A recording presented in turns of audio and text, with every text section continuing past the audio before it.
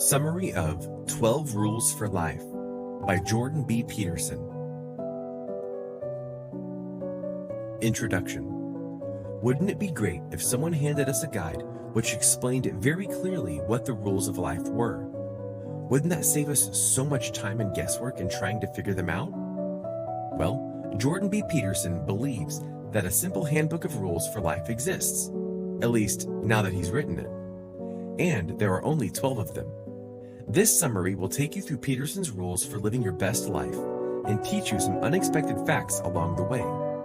Through the course of this summary, you'll learn what lobsters can teach us about confidence, what flowers have to do with finding the meaning of life, and what skateboards can tell us about human nature.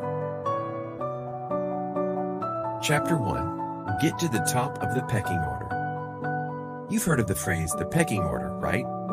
It's commonly used in conversation, but do you know how it originated? It was coined by Norwegian zoologist Thorleif Skjelderup Ebbe, who was studying barnyard chickens during the 1920s and observed a clear hierarchy amongst the birds.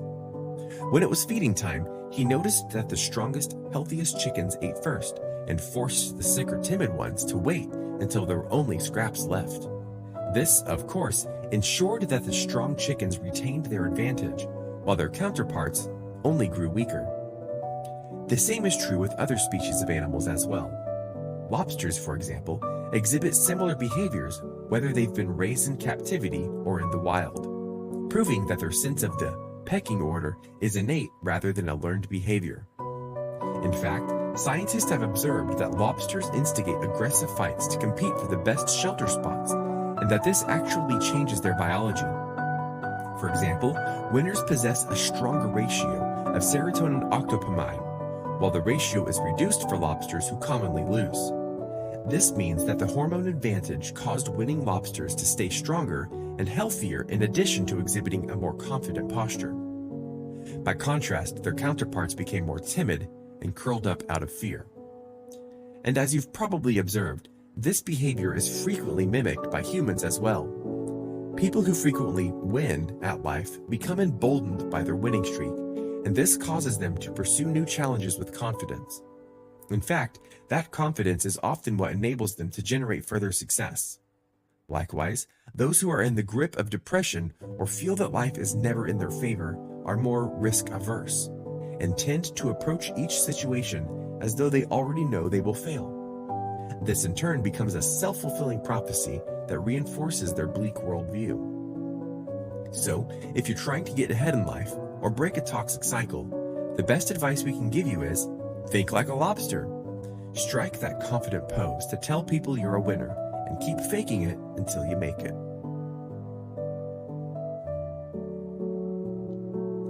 Chapter 2. Love yourself as you would others. At first, that saying might sound like it's reversed. After all, isn't it supposed to be love others as you would yourself?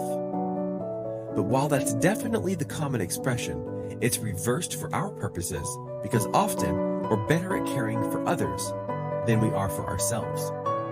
That's because we're often hyper-aware of our own flaws, and this awareness can lead to self-loathing. As we dwell on all the reasons we believe ourselves to be inferior, we become convinced that we're undeserving of self-care, kindness, or positivity. Because of this, we tend to focus all our positive energy on those we love, especially our partners and pets, and neglect to give ourselves the same kindness. Eastern philosophy acknowledges these toxic patterns through its teachings on the duality of nature. The yin-yang symbol represents the dark side and the light side, with the implications being that each side contains at least a hint of the other, and neither can exist without the other. Eastern philosophy also posits that harmony can only be achieved by embracing both and seeking out healthy balance between the two. This balance can be attained by avoiding extremes and illustrated by an example of a parent and their child. Let's say that a parent only wanted the best for their child and was desperate to prevent them from experiencing anything bad. However, if they were to go too far in shielding their child and thus prevent them from learning about the world or exploring new experiences, they would be hurtling towards an opposite extreme.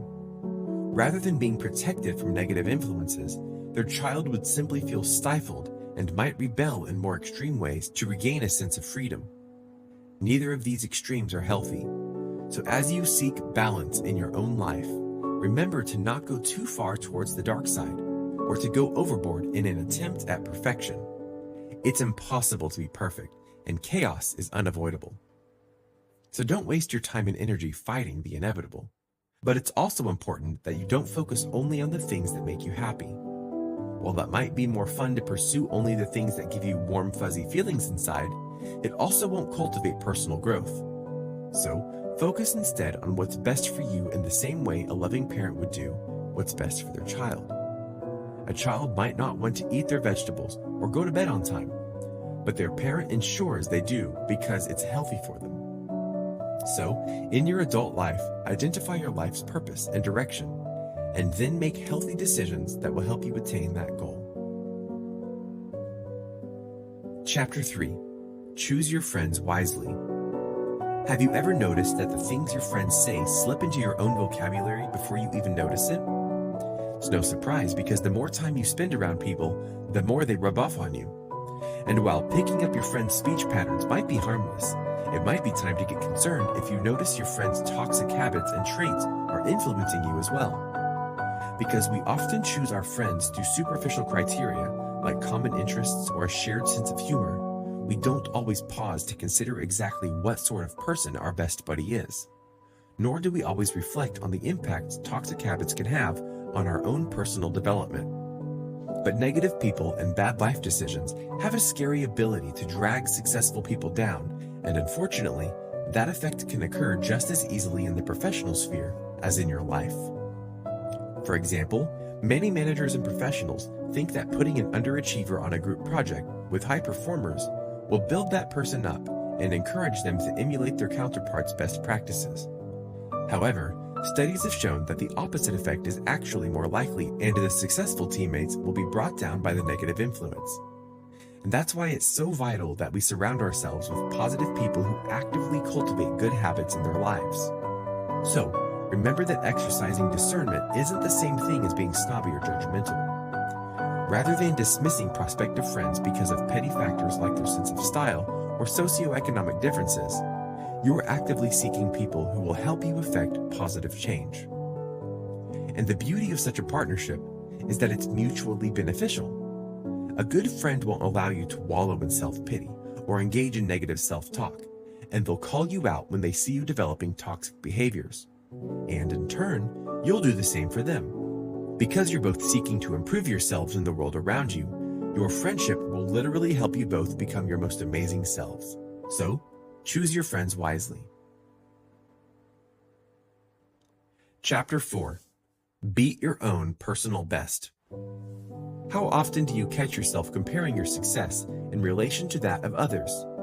Whether it's with the intent to build yourself up with statements like, "Well, at least I did better than she did," or to discourage yourself with such comments as, "I'll never win that award like she did." This thought pattern is beyond toxic. That's because comparison is a killer of progress. As such, it's important to clarify here that comparison and self-criticism are not the same thing. Self-criticism is healthy to a degree because it invites you to realistically take stock of your flaws and identify areas where you can improve.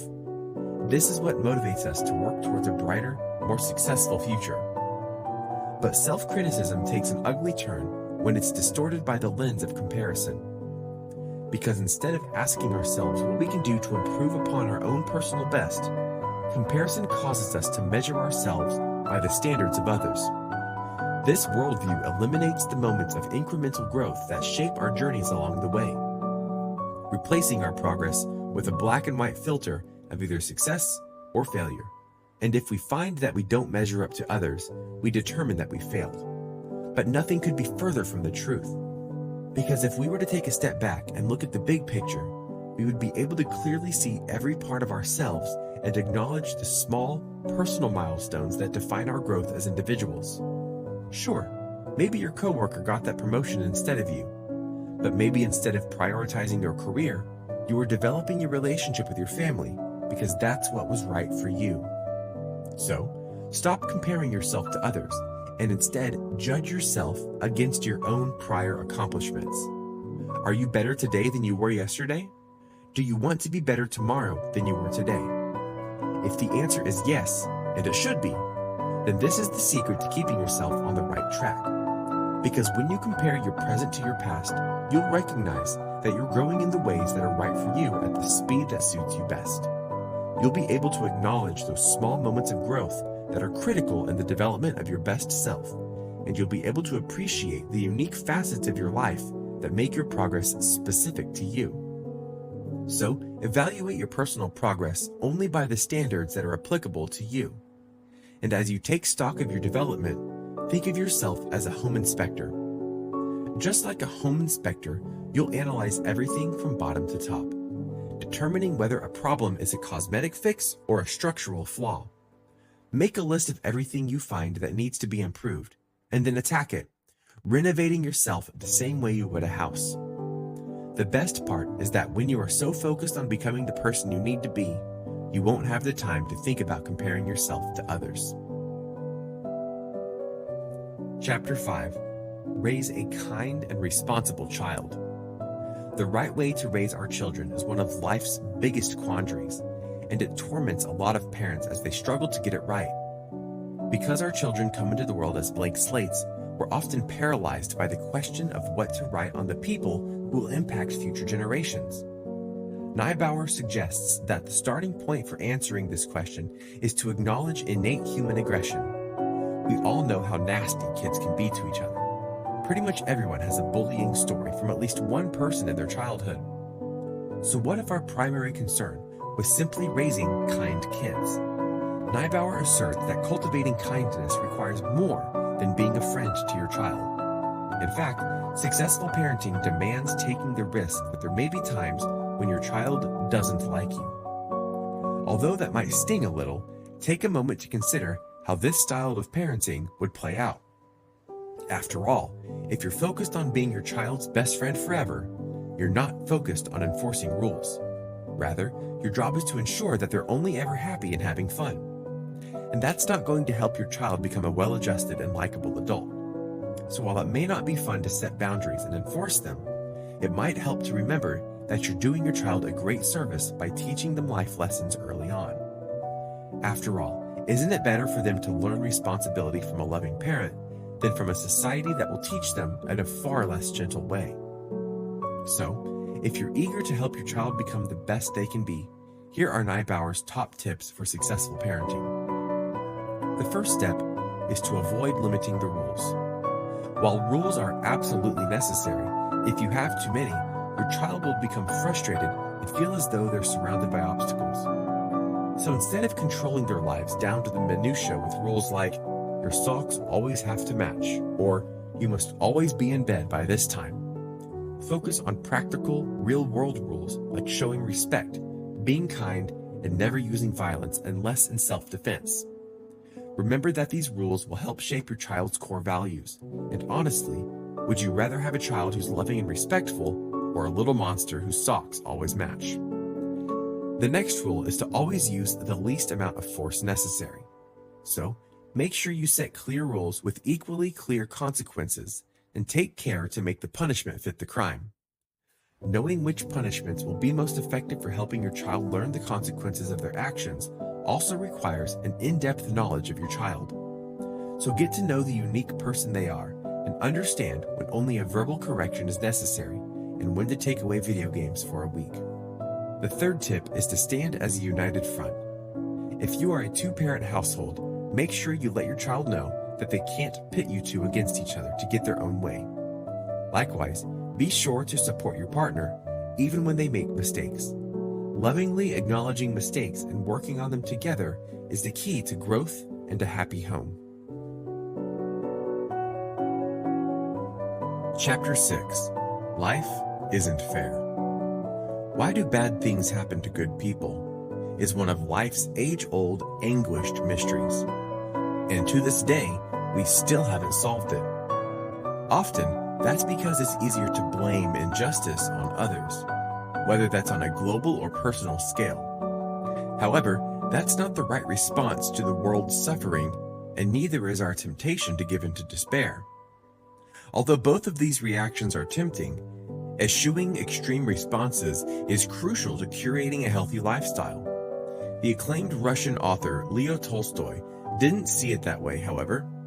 In fact, he suggested that the world's injustice was so overwhelming to the human mind that only 4 responses could be valid. By his definition, these responses were comprised of childlike ignorance, hedonistic pleasure, suicide, or determining to struggle on despite it all. But is that really all there is? Others certainly seem to have embraced this dismissive worldview, as evidenced by multiple tragedies in which people decide to take others' lives along with their own through mass school shootings. As of June 2016, statistics show that there had been over 1,000 shootings in the United States over the preceding 1,260 days. In each of these cases, the shooter had killed 4 or more people before ending their own lives. But while this is very bleak news indeed, it shouldn't cause us to give up hope or conclude that humanity is inherently bad. That lesson comprises Peterson's 6th rule for living, which invites people to take responsibility for their own lives and actions before condemning the world. Drawing on the philosophy of Russian writer Alexander Solzhenitsyn, Peterson asserts that it's possible to reject the cruelty of life even when you've seen it firsthand. That's what Solzhenitsyn learned when, after a dedicated fight against the Nazis during World War II, he was imprisoned by his own state following the conclusion of the war. You might think life in a Russian gulag would be as bad as things could get, but for Solzhenitsyn it actually got worse. While serving his sentence, he also found out he had cancer. However, despite it all, Solzhenitsyn resisted the temptation to become angry and bitter, preferring instead to focus on the good in humanity. He spent his time in prison seeking opportunities to contribute something meaningful in the time he had left. That mission included authoring the book The Gulag Archipelago, a scathing expose of Soviet internment camps. Not only did this book give Solzhenitsyn added purpose in life, it also played a vital role in demolishing public support for Stalin's brand of communism. Chapter 7. Seek sacrifice over instant gratification. Have you ever heard the story about the monkey who got his hand caught in the cookie jar? Although his hand could fit into the jar, it was too big for him to slip it back out while also holding a cookie. Because of this, the monkey was forced to choose between giving up and freeing himself from his predicament or holding on to his treat. The story ends with the monkey being captured by hunters, with the moral suggesting that greed is a trap which ensnares us. Chances are, you've probably witnessed similar behavior in human beings. The temptation to pursue what we want, even when it will lead to negative consequences, is a pretty universal experience. But giving into that desire doesn't really make us better people, does it? Unfortunately, this life lesson is connected to our previous chapter because unhealthy choices are often side effects of despair. If we view the world as bleak and miserable, we naturally seek to alleviate our depression by pursuing any pleasure that will make our existence more bearable. This often leads to the justification that something can't be wrong if it makes us happy, and that type of rationalization can be a gateway to very bad decisions. So how can we combat this? Peterson suggests our best recourse is to pursue sacrifice over instant gratification. That's because sacrifice puts better things into the future through relinquishing instant pleasure in the present. And we sort of know that already. After all, we sacrifice things we'd rather be doing to go to work every day and earn a living. But that type of sacrifice is still in the interest of personal gain, because we do it to facilitate our own survival or save for the promise of a vacation later on. However, Peterson argues that true sacrifice, the type we need to pursue in order to become kinder, happier, and more well-adjusted people, is defined by the things we do for others. So instead of pursuing selfish, instant pleasures, consider giving up a bit of your time to volunteer and make a difference in someone else's life. When you concentrate on the good you can put into the world, you take a break from your negative worldview and allow yourself to be driven by positive influences. You might find it helpful to think of the lotus flower as an inspiration. This plant starts its life at the bottom of a muddy lake and slowly rises to the top in small increments of growth until it bursts through the water to blossom in the sun. You can experience the same type of growth by prioritizing sacrifices for the good of others over instant gratification, because selflessness not only reinvents your worldview, it makes you a better person. Chapter 8. Stop lying, even to yourself. We all tend to lie to ourselves in one way or another. Whether it's by telling ourselves we're going to meet a certain goal without putting any work toward it, or in deluding ourselves about our flaws, we're all liars. The Austrian psychologist Alfred Adler called this habit life lies, and defined them as the things we say and do to get what we think we want. That distinction, what we think we want, is important because it acknowledges the fact that we often trick ourselves into craving things that ultimately aren't good for us. The same is true of our ability to convince ourselves that we already know everything we need to know. This is an especially insidious lie, because if we assume we already have the right tools for self-improvement, we lose all willingness to learn and grow. So Peterson's 8th rule of living is, stop lying and tell yourself the truth. Hone your self-awareness and learn to recognize when you're telling yourself one of those life lies, and then work to fix it. Realigning your goals and your personal truth can help you get your life back on track and be honest about your progress. Chapter 9. Engage in healthy debate.